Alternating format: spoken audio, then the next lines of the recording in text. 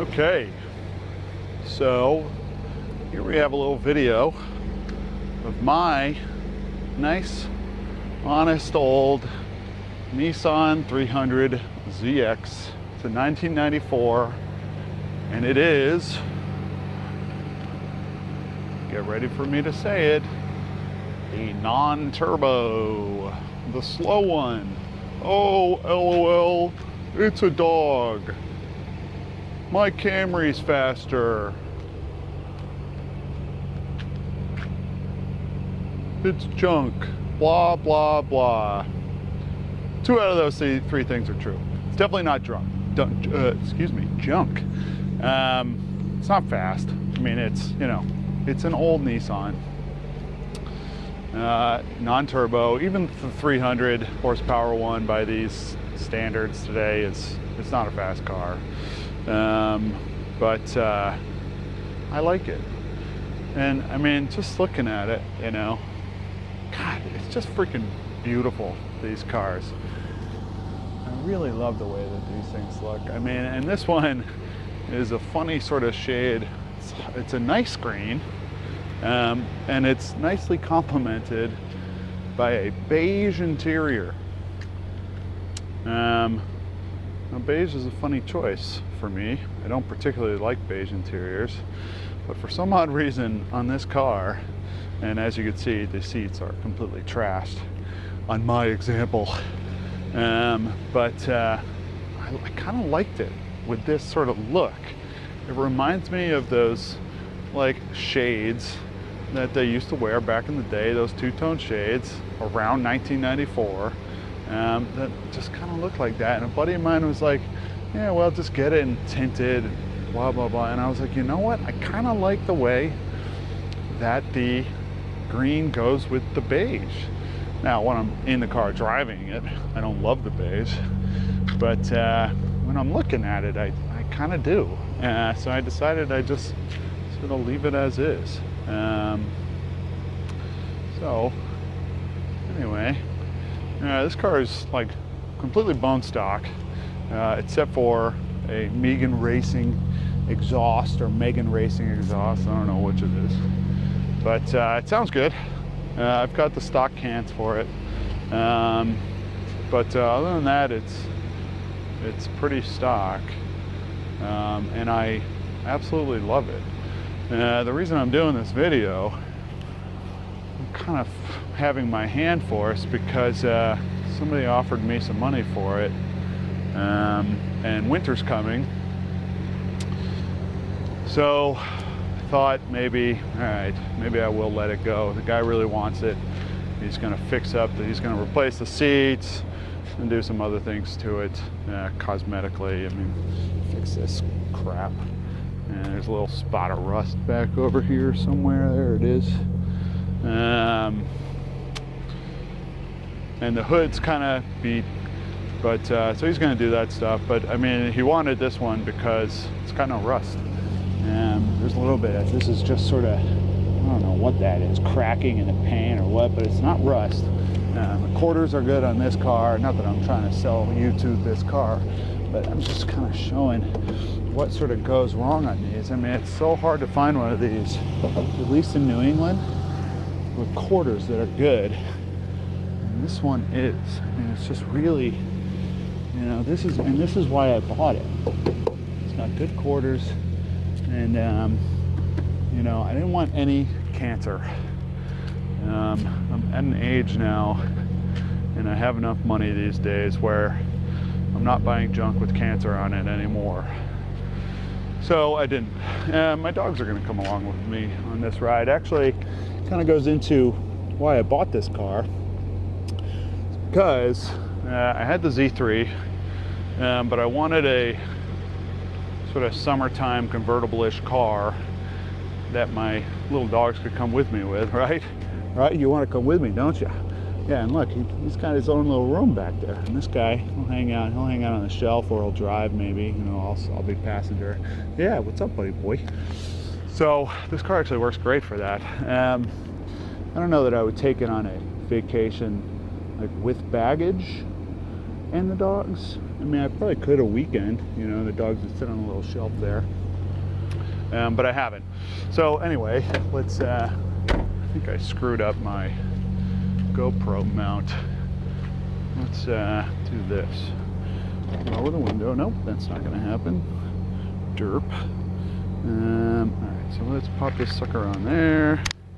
And then go around here and pop this sucker on here. Okay, you're not going anywhere, right?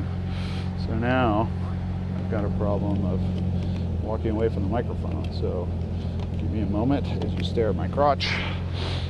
Let's do this from the inside of the car. Okay, so here we go. Let me turn down the heat. Golly. So here's another great thing about this car in particular. Everything works. Heat works, AC works. It's a really just good example of a nice, honest old 300ZX. And that's exactly what I wanted. So I'd had a twin turbo before, which was completely clapped out, highly modified, and I really loved it, but it was junk, and getting it to not be junk was going to be way too much work. So I bailed on it, but I always thought about that car, and I decided when I saw this one come up for sale, well, it's a little bit of a longer story than that. I was actually on the hunt for, as I said, a convertible type car, T-tops even better, that I could fit my dogs in and could fit baggage or whatever for a weekend with my wife. What I had come down to actually was I really wanted a WS6, an LS WS6. I had sort of looked around for those, and what I wanted to spend like 14 grand, but unfortunately those cars, if you want a good one, you just can't have them for that kind of money. And so I started thinking to myself, well, the market on them is skyrocketing. Why don't I just buy one? I found one, a convertible with 50,000 miles on it. I knocked the guy down to 17,000. And I was ready to buy it. You know, I was talking to my wife about it the night before, had a few beers, and I was like, you know what, I'm buying that car.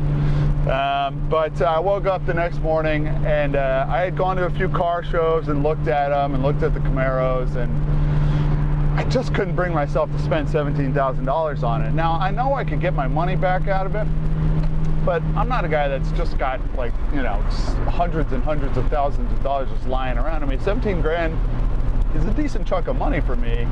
And while I know I could get it back out of it, I just had a really difficult time parting with $17,000 for an old piece of junk F-body. Now, I know the LS1 is an amazing motor. That's why I want it. There are reasons I wanted it. The T56 is great transmission. But the rest of them is it just feels like junk. It doesn't feel like $17,000. So I couldn't bring myself to spend the money on it. So as I was surfing around eBay and Facebook Marketplace and whatever else, I saw this thing pop up in Connecticut, and I'm just south of Boston. So it was the best offer auction. I started making them offers. I talked to him on the phone. He told me his number, and I said, you know what, deal. I've wanted one of these for so long. I think it's a fair price. It's not the best deal on the planet, but it's a fair price for the car right now, and it's going to go up. These cars have to go up. I mean, it's just, they've been ignored for way too long. Don't mess up my microphone cable, Clarkson. Yeah, you get it back. So I jumped on it because I just loved it. I loved it. I loved the pictures of it. Now when I went to go see it, you know, the hood was in a little rougher condition than I expected it to be, and I mean, I think that was really it. I took it for a drive. It wasn't in as good cosmetic condition as I had hoped, but I took it for a spin, and it was such a sweet driver. that I was like, you know what, I'm taking this thing home. And it is. So this car, it was not mechanic owned, but it's enthusiast owned, and it was actually owned by the guy's son. I think he had 2 or 3 sons, all of which had cool cars, and he had 944 Turbo and a couple other toy cars sitting under covers, and he knew all about Bring a Trailer and Cars and Bids and blah blah blah. So he's obviously a geek like me. So he clearly kind of seemed like a guy that took care of his stuff. And so after taking the car for a spin, I could tell pretty clearly that it was a well cared for and even potentially somewhat restored old 300Z. So I took it home, and it is. I mean, this thing is super, super, super tight. The bushings on it are super tight. There is absolutely zero play in the steering wheel whatsoever. One of my favorite things about this car, the 300Z, is how sort of dainty the steering feels.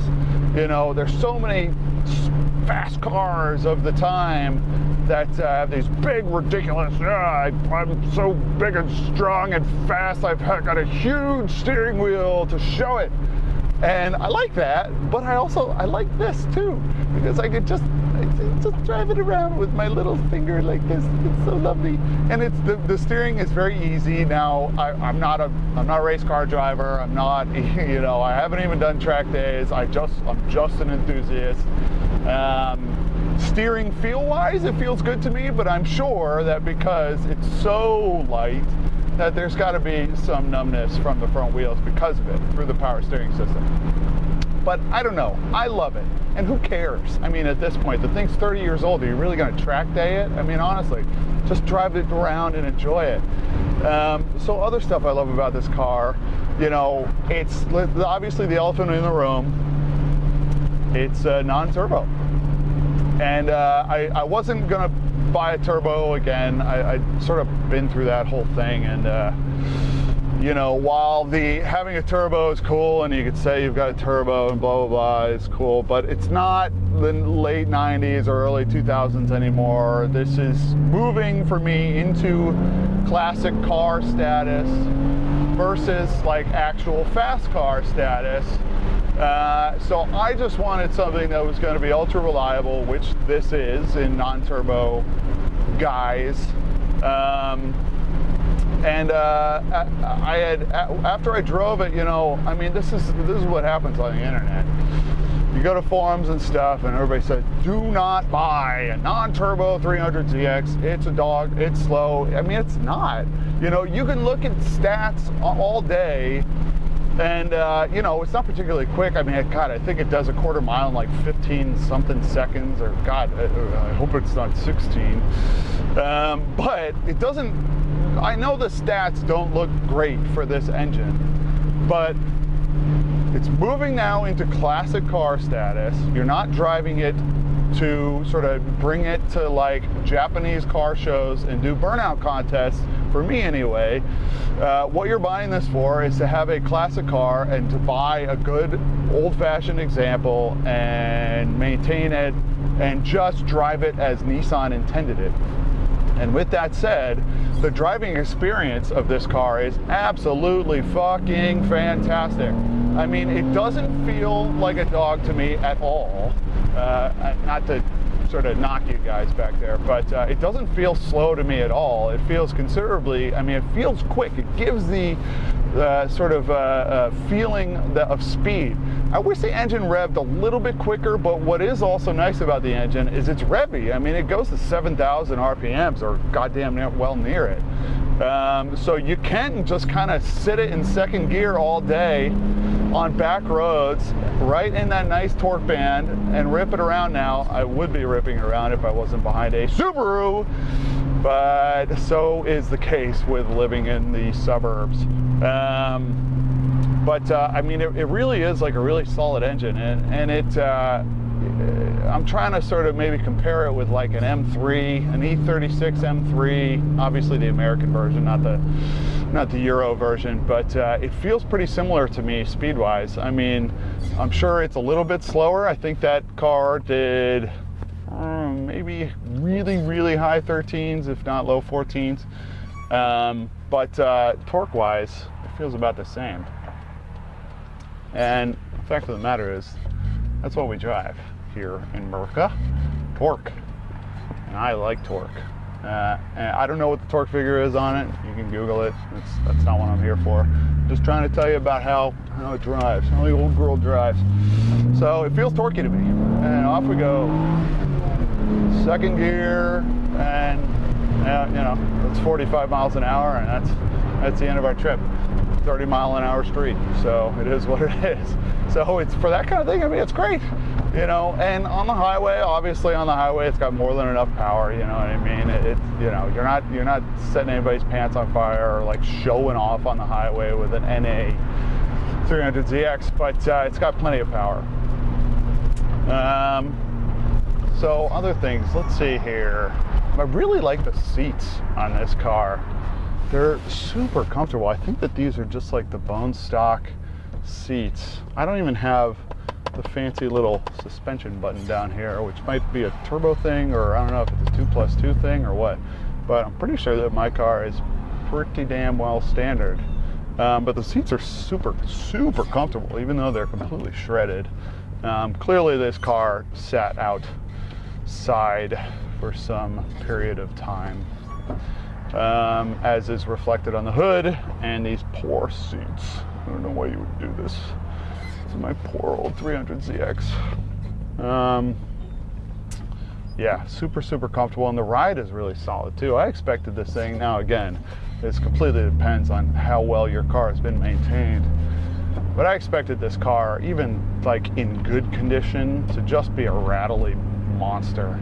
I fucking hate rattles. Can't stand them. That's why I can't stand a C4 Corvette. I love the look of them. Golly, the build quality of those things is horrendously bad. But no, this car does not really rattle at all. I can't believe it, even with the T-tops off. I'm sure the chassis is relatively flexy, but yeah, I got no window rattle, no nonsense at all with that stuff. Now here we go again. Torque, you know, I got the tops off. It feels plenty fast, and it's enough to make me smile. You know what I mean? I'm not racing the car. I don't care about that stuff. I mean, I do care about that stuff actually, but I don't care about that stuff with this car. Just let the car, just enjoy the car as it's meant to be. You know what I mean? Not everything has to be ultra fast. It's fun. I mean, it's super torquey. I really enjoy driving it. I wish I could actually find a stretch of road that didn't have a million cars on it, but it is rush hour, so can't ask for a lot. So what was cool about this car is all this stuff works. And I mean, everybody on the internet comments on these things, but I love these little pods. They're cool, you know what I mean? It's just, I'd say it brings me back to the 90s, but it doesn't, because nobody else did these little pods. But they decided to with the 300ZX. A little, and it's got auto temperature, 1994. Come on, crazy. Headlights work. It's got a rear wiper for that tiny little window back there, which is nuts. I mean, I guess it's a big window, but it's tiny from where I'm looking at it. This is kind of cool. This guy decided to build a little cup holder for the, get in there, for the, where the ashtray was. So while I have used it for coffee, because I've driven this car to Cars and Coffee, I also find it like a great little armrest. Fantastic. And they swapped out the shifter knob for a Nismo one. It's bonkers. I really like that. I think it's weighted as well. It just feels fantastic. I mean, the shifter feel of this car, to me, you know, I think my favorite cars to shift, sort of shifter feel wise. I mean, I had a Miata, NA Miata with a, I think it had some sort of shift kit on it, I don't know, but felt fantastic. I mean, as they're meant to. That's sort of what Miatas are known for, is that shifter feel. What else? I think my E90 M3 felt pretty good shifter wise. Jeeps are always satisfying. It's like driving a tractor. First, okay, we're going to second. You know, those are always fun. But this is for like sports car wise, I really like this, and I like the throw of it. But in particular, I like the sort of seating position on these things. I'm like a huge seating position bitch, basically. If I get in a car and I can't find the right seating position, that fucking car is dead to me. It's a problem I'm having with my 2019 Ford Raptor, actually. For some odd reason, they decided, let's put the seats 15 feet from the floor, so it feels like you're on top of the already enormous Ford Raptor instead of feeling like you're in it. But this, to me, you know, it feels like you're in a command center. You know, the steering wheel is straight in front of you. It's not on my knees, and I'm 6'2". That's pretty hard to find. I've actually not got the seat all the way back. I have it in a slightly more aggressive seating position, and the stick in my elbow. This is textbook how a standard shift car should be built. My elbow rests right on the middle console here, the center console, and straight forward is the shifter. And I can rest it, you know, if I pull this little thing out, let's see here. Yeah, it's a little, my arm's a little low now, like resting wise, and I'm telling you, I'm being nitpicky, but I am a nitpicky person. That's why I make YouTube reviews. But with this little cup holder here, it's just perfect. I love it. Everything I need is just right here. I mean, I can adjust. So I've got my AC off. Let's do auto. It's a little chilly. So let's set it. Okay, I'm driving. I can't quite reach the temperature, but I damn well close to it. Again, just a little twist. Turn on my, those are wipers. Hold on. Turn on my lights. Yes. Cruise control. It's got cruise control. 1994. Pretty good.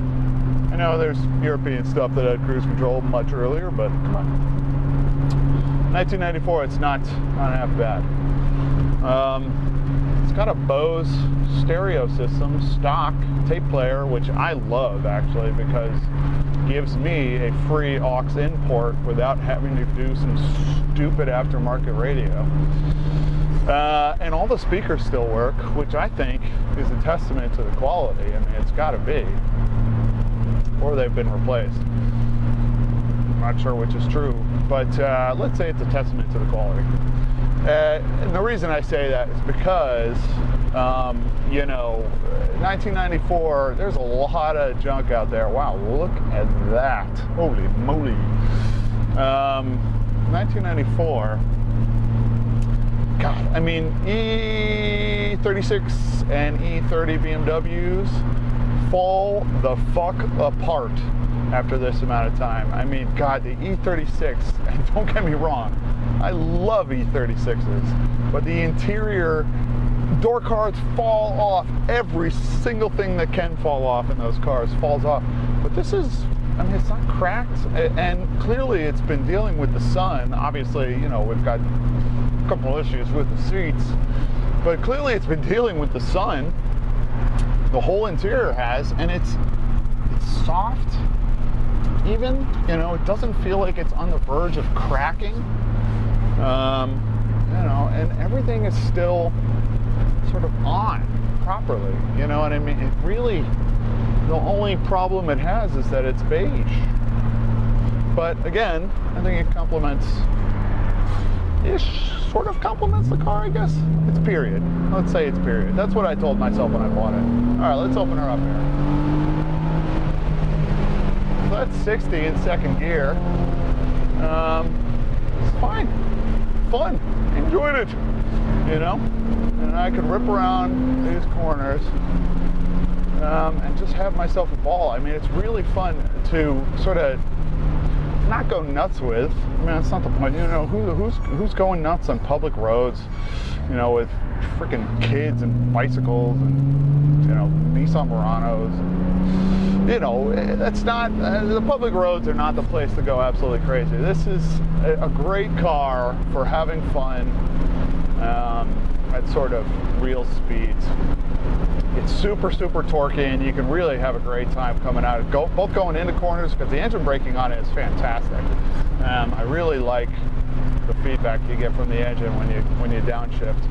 I'm not sure I know where I am. Oh yeah, there we go. Okay, I know where I am. Yeah, I wanted to go on a longer drive with this car because I am theoretically selling it tonight, and I would not be upset if I don't, frankly. But yeah, I mean, I'm just really enjoying, you know, the ride. I mean, for me, a car like this, well, you can drive this car with the tops on and enjoy it. I actually drove this car, I think, like 150 miles to a dealership to look at an M3 that the head mechanic was selling, which I'll be doing a video on at some point, which is part of the reason I'm selling this car. Is because I got an E46 M3, and I'm like, well, if I have an opportunity to drive something, well, first and foremost, the E46 M3 has the garage spot, but also if I'm going to go for a drive on a night like this, while this is great, it's not a convertible, it's just a T-top car, and with T-tops comes some buffeting, which is a little annoying to me. I have tinnitus, not that you care or want to know that, but it can kind of aggravate my ears, and it's just annoying for people that don't have tinnitus. I mean, you know, this is the problem with Targa Corvettes and T-top cars, and, you know, F-bodies. God, what else has T-tops on? I don't even know. But God, even my Porsche 911 Targa buffeted, you know. And there's nothing you can do about it. I mean, it's, you know, it's just designed to scoop in air with no place for that air to come out. So that's sort of part of the problem. Then the other reason I'm thinking about selling it is actually after I started it up, I waited 5 minutes or so and went back out to the car as it was warm, and saw a little mouse jump out. Just, oh shit, my house is rumbling.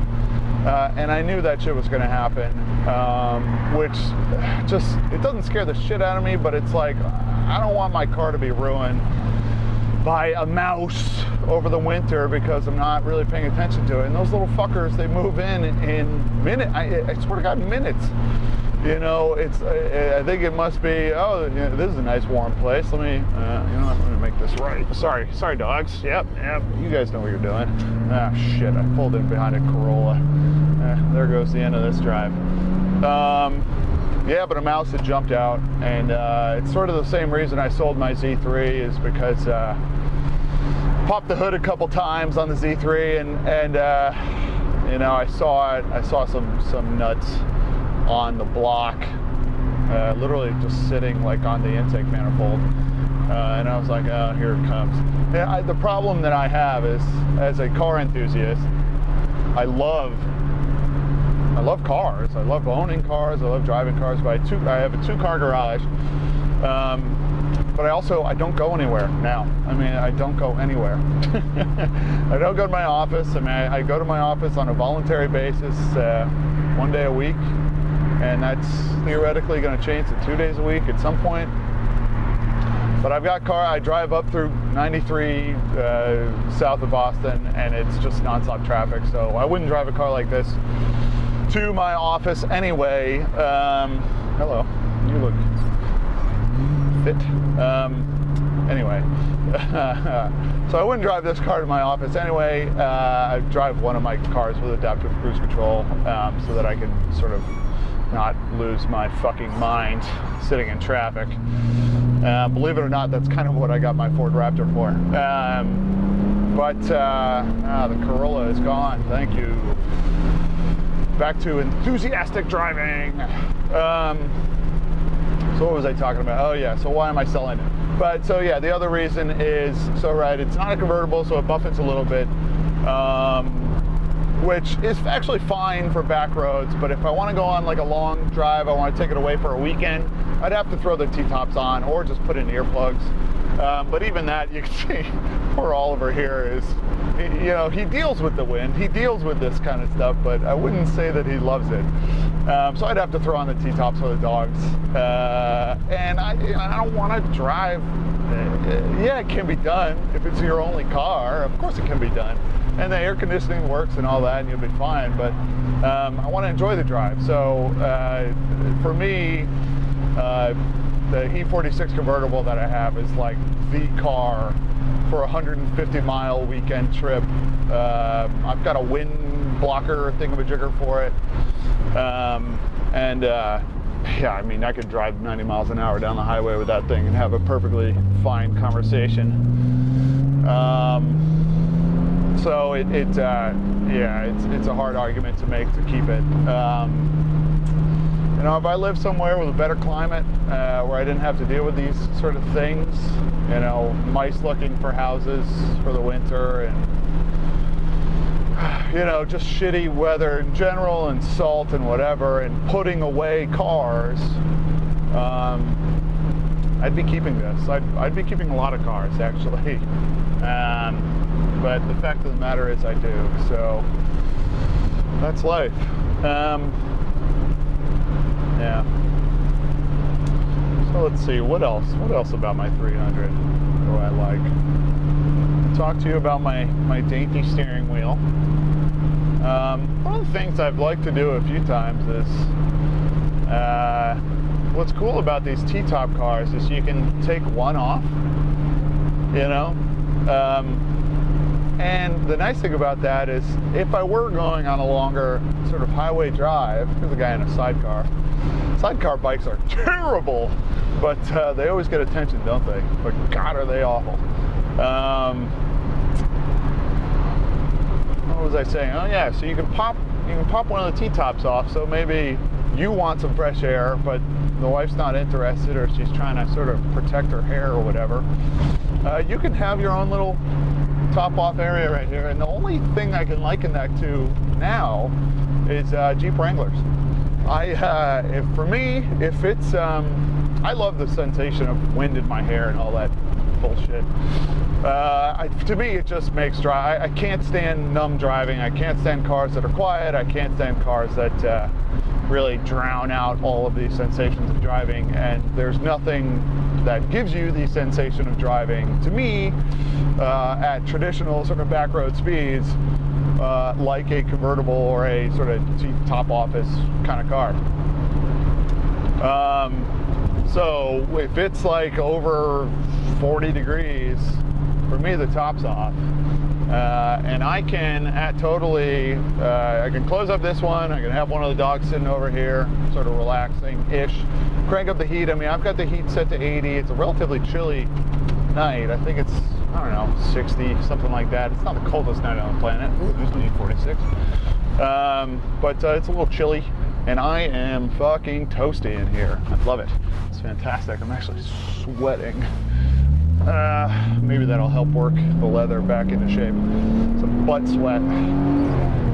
But I find this car a little similar to the E46 M3 in that the shifter doesn't have a whole lot of use.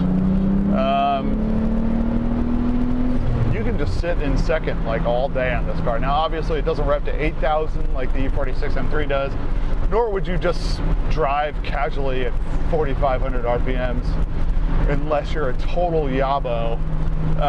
But I never get past third gear really, just cruising around in back roads, because I don't need to.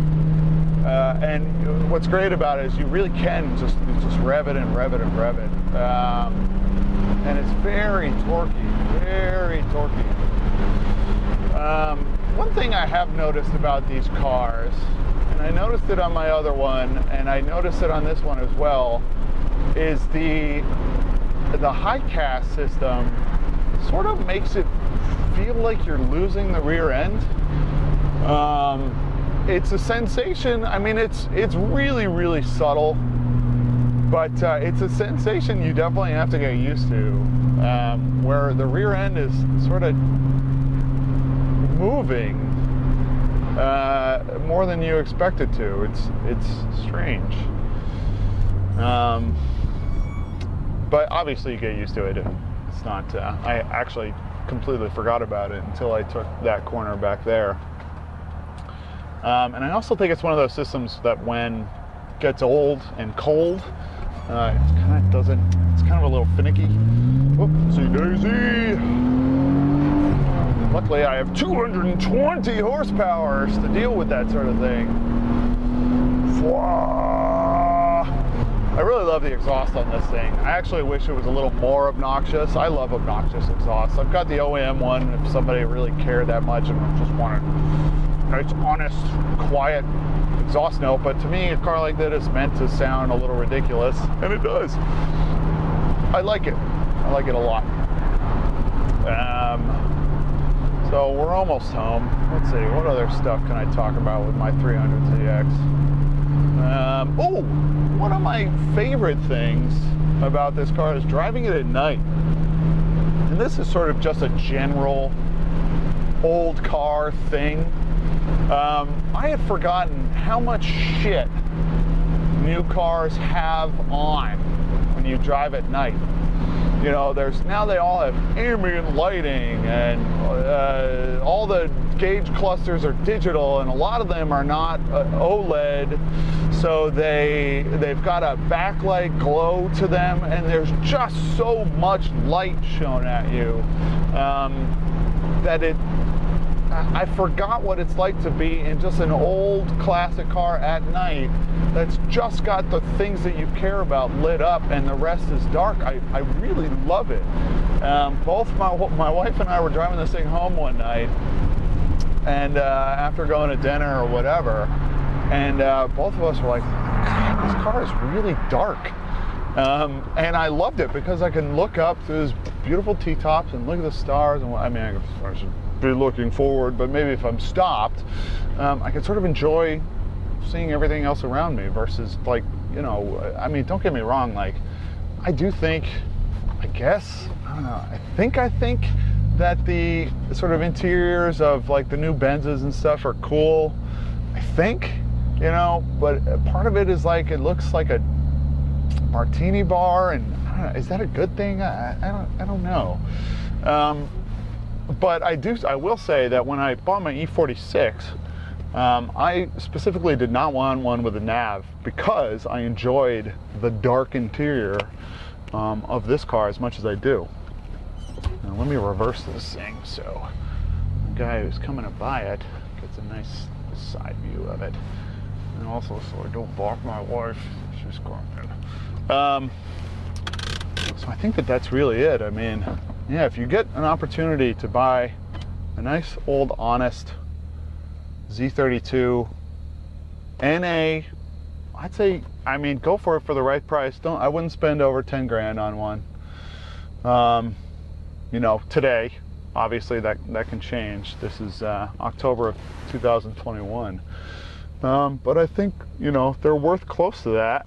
And maybe if you find like a really good one, but I don't know that you know, like low miles, cosmetically looks great, you know, then you could talk maybe 12, something like that. But, you know, if you can find one of these for under 10 grand, it's got a couple cosmetic niggles, but it's been taken care of mechanically. God, what a great car. I mean, honestly, just a really great car to own. And I mean, when you think about stuff that costs $10,000 today, the experience of driving this thing for that amount of money is fantastic. I mean, had I not